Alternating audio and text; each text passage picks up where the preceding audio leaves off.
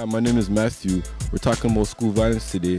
The media has had a lot to say about school violence recently, and right now we're going to give you an in-depth look and give you other people's opinions and other students' opinions of this issue. Yes, and hi, my name's Omar. We're going to be going across the GTA to universities and high schools in our downtown area to find out a little bit more about this situation. There's a lot of it going on around, like right now, you know? It's shocking, the kind of when you read the articles and you get a chance to see what's actually happening to students. Getting too heated, it's getting too serious, like it needs to calm down a bit. I think it's raising more and more every day.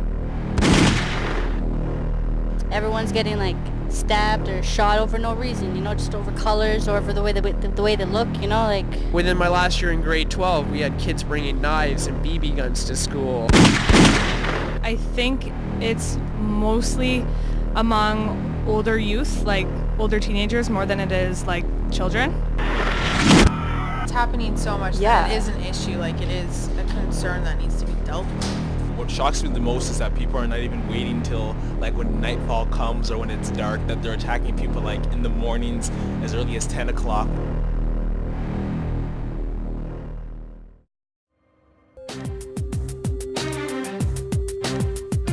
Why do you think students are killing other students and teachers?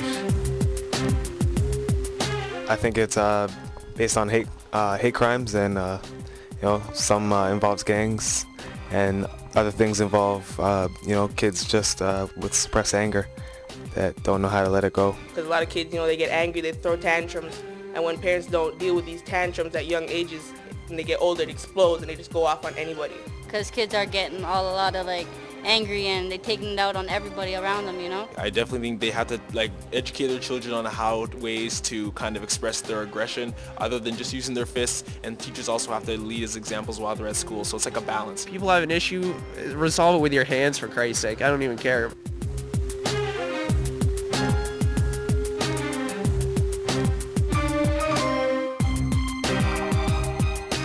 Say that the teachers lack support for the students in the schools then? I'm not going to say all, I'm not going to generalize to all of them, but I've seen from my experience at least, there's some kids in Markham that are just, they're just not very good kids, right? But they're completely ignored by the school, and then they end up getting suspended for getting into a fight or something like that, like the odd. So from what you've seen, more support from the teachers would definitely help the violence in schools? Oh yeah, for sure. I mean, you have teachers that just don't like kids and so they ignore them. So. I mean, there are a select group of teachers who will, everybody has that one teacher where you're like, yeah, I remember you, and they were good for you. But generally, most teachers just don't have the time to do it because they have to focus on getting the curriculum out.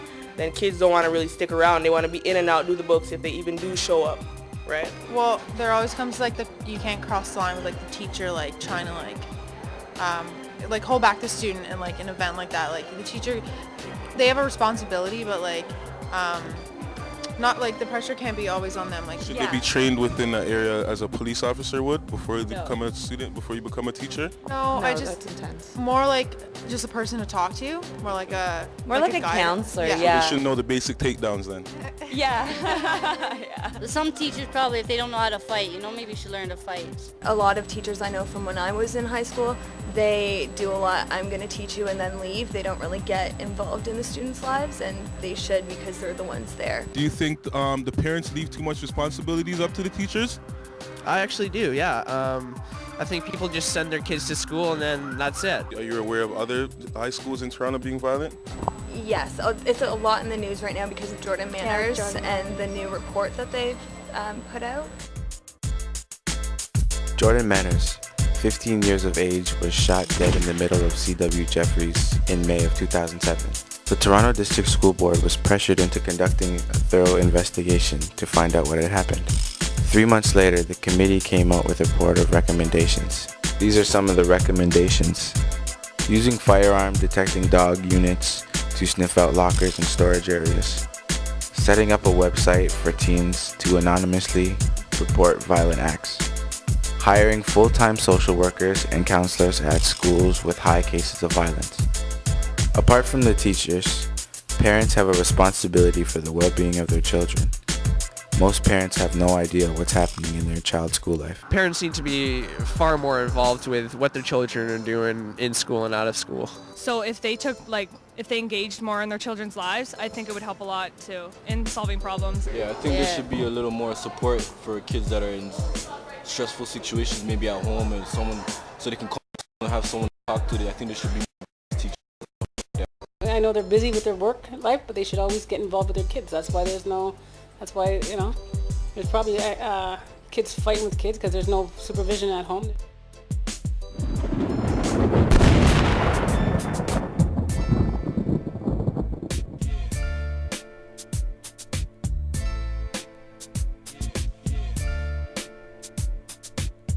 After school programs?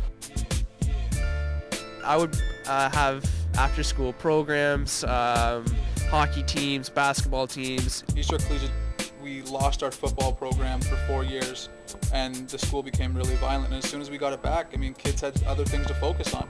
So definitely, I think after-school programs are really important. Try to get them more involved, and they won't be wanting to fight all the time. They'll have something to do. Just to keep kids busy or something like that, they do like just intramurals during lunchtimes and stuff like that. When kids are sitting around doing nothing, I mean, that's when kids get into trouble, right? They get bored, they find stuff to do. Metal detectors. That would be good. What will it do to our tuition costs is another, because where are they going to get the money from? And it's already pretty high right now. Plus, I think it'll give the school a bad name, because then people will probably think, oh, that school has a metal detector, so everyone that goes there is brings bad. guns to school, Metal detectors would be great, but how many high schools can actually afford metal detectors when they can barely have sports teams? You know what I mean? So it's a priority thing. I think that the best way to probably deal with it is off school, because there's more resources there to help the kids.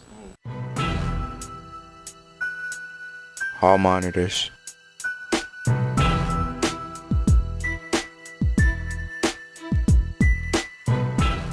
I think schools should have more security or hall monitors, so that there can always be supervision in the hall, so that these things can't go on without there being someone witness to it or being able to stop it at the time. Now we have campus security, and they roam a lot more around campus just to kind of give people a safe environment. I think that's what they need more. Has it been more security since the attacks? Yeah, definitely more. Actually, I used to never see security around here. Maybe one guy here or there, but now you see them walking in groups of 3, 4 sometimes. So it's. How has it been since there's been more security in the area? I think it's been better. A lot of the female friends tell me that they can always, just call on campus security when they need to, so that's always good.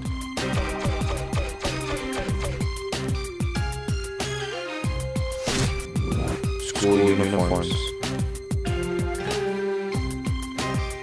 I went to a uniform school actually before, right? So I think that schools that are uniformed already should remain uniformed, but at the same time, other people, like public schools, should remain public. You dress the way that you feel is necessary and according to their guidelines as well, because I believe that dressing is a way of expressing yourself.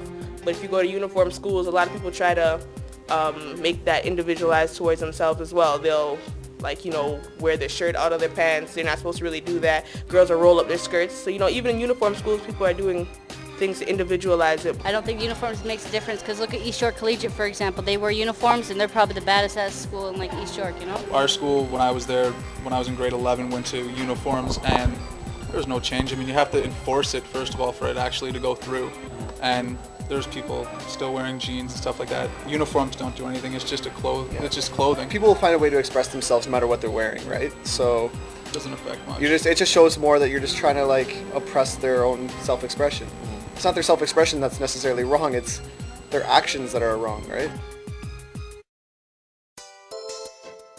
The only way to prevent school shootings is to keep the kids busy with things to do after school. Hobbies, clubs, sports, dance class, yoga. Also have the kids do more anger management exercises in the classrooms to help them properly deal with the problems that they face in everyday life.